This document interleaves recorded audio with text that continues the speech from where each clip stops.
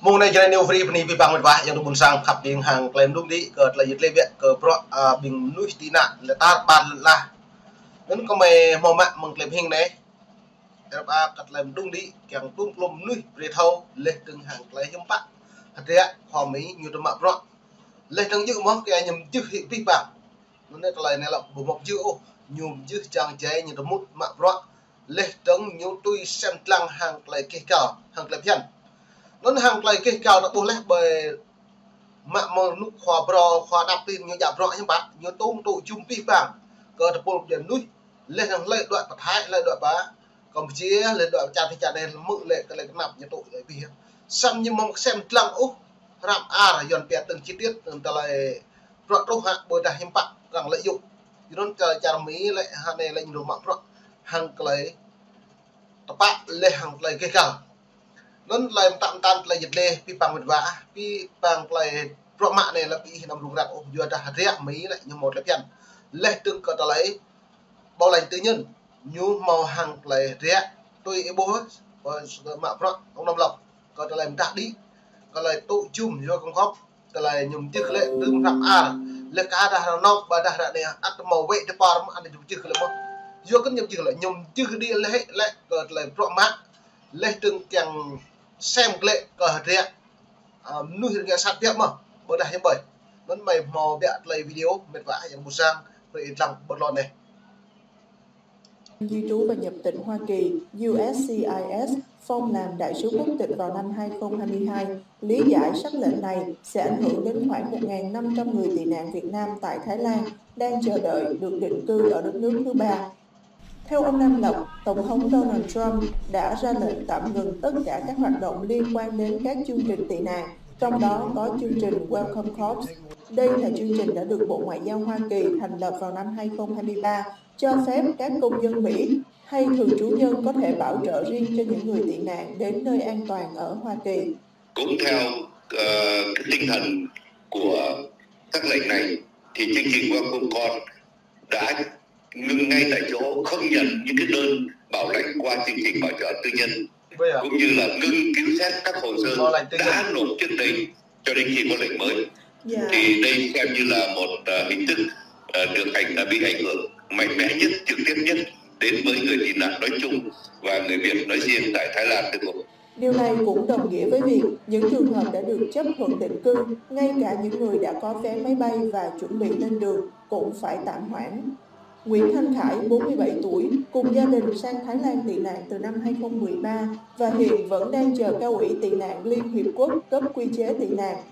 Sau hơn một thập kỷ sống trong cảnh nơm nớp lo sợ, đầu năm 2024, ông Khải nhận được tin gia đình ông đã được một nhóm người ở Mỹ bảo trợ theo chương trình Welcome Corps. Lần đầu tiên sau 12 năm, ông cảm thấy có hy vọng thực sự về một tương lai ổn định cho bản thân và các con.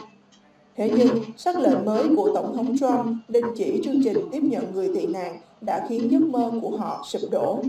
Tôi rất buồn khi chương trình Welcome Corps bị tạm ngưng. Tôi hy vọng chờ đợi tới ngày nay mà bị ngưng thì nó nhất là phải hẹp lại tương bình nuôi nhị dân tộc Hmong có lại bình luận có lại tổ trang mang gặp rõ nên nó mó mất lời ngột sắm ở phía bằng rõ lời ngột mệt vả giờ nó buồn sang nuôi ta lại bông màu của bác lời ngột sắm nó càng lệnh tầm hem lạ phía bằng của mẫu sắm vừa hạt rĩa trả rằng lại nhiều tụ chung nuôi như kẹo tùy rồi ấy bố lấy trả mỹ hai này lại như bác như tôi xem bình FI trả mỹ lại bình bộ xây dựng tôi ép bình nuôi sọt đẹp hiện như sọt đi mang đòn vật nuôi Việt Nam màu từ pan vào trung bộ nuôi từ lưng lấy bộ nghệ sọt với trả mỹ như sọt Việt Nam và trả bao nhiêu điều như không lệ trả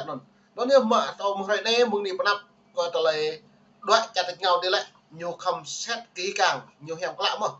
bởi đã nhiều nuôi liền tị nạn mà bởi đã như nào liền sĩ bông hoa làm á đó lấy cơ lại thuộc nhiều dạp cái dạng UN chỉ làm chính phủ Hoa Kỳ cần là nhiều tị nạn về chính trị lên từ nhiều xin học đi nó nhé đi bằng rẻ lấy bộ màu lấy làm art lấy nhiều màu lấy tự chọn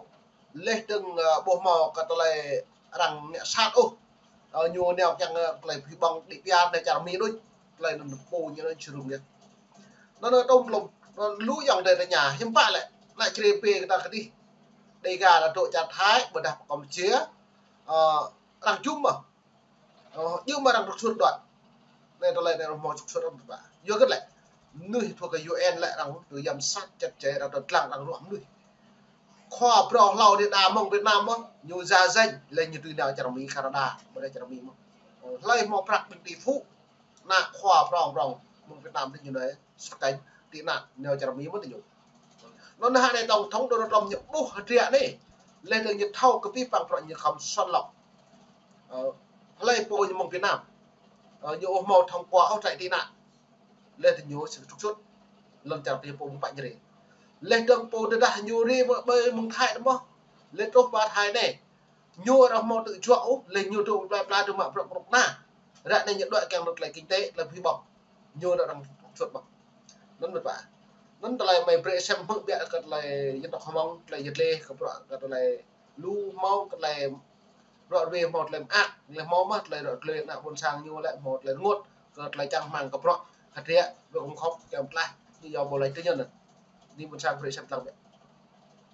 Thì tôi thấy buồn cho tương lai của mấy đứa nhỏ. Một người tị nạn khác là anh Trần Anh Quân tỏ ra bình tĩnh hơn trước sắc lệnh này của Tổng thống Hoa Kỳ.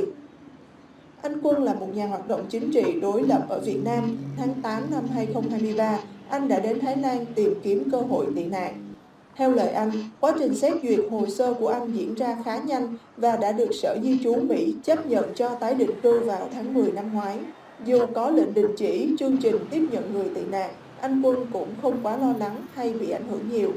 Mình tin vào hiến pháp Mỹ, mình tin là Mỹ cái hệ thống chính trị và luật pháp nó phải vận hành theo một cái trình tự và bây giờ bị chậm lại và những cái người giống như mình đã nhận rồi thì vẫn sẽ được tiếp tục nhận. Bây giờ nó chỉ chậm lại trong vòng khoảng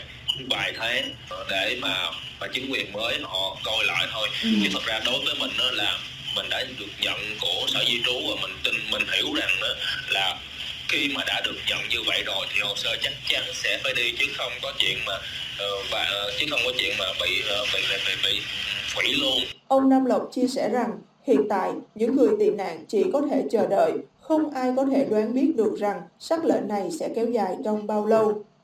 Hôm 4 tháng 2, Văn phòng tình nguyện IRC trụ sở ở Bangkok, đơn vị chịu trách nhiệm hỗ trợ tái định cư cho người tị nạn, đã gửi email cho ông Nam Lộc thông báo đình chỉ tất cả các chương trình liên quan hỗ trợ người tị nạn. Là kể từ ngày hôm nay, tất cả các chương trình đều tạm ngưng. Tất cả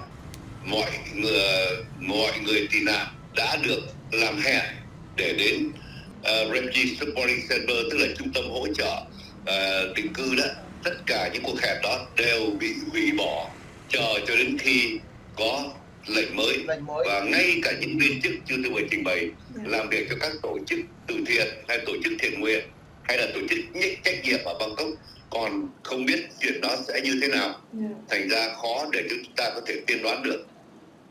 Để thay đổi tình hình hiện tại, ông Nam Lộc cho rằng vận động các dân biểu Hoa Kỳ là điều cần phải làm. Ông kêu gọi những người quan tâm đến số phận của những người tị nạn trong vòng 90 ngày sắp tới, hãy liên hệ với các dân biểu, bất kể đảng nào, để thông báo về tình trạng nguy hiểm mà người tị nạn Việt Nam đang đối mặt.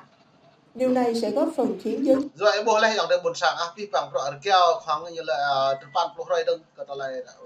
depan puluh tức là anh nhớ đau liền tạo độ bộ nhớ càng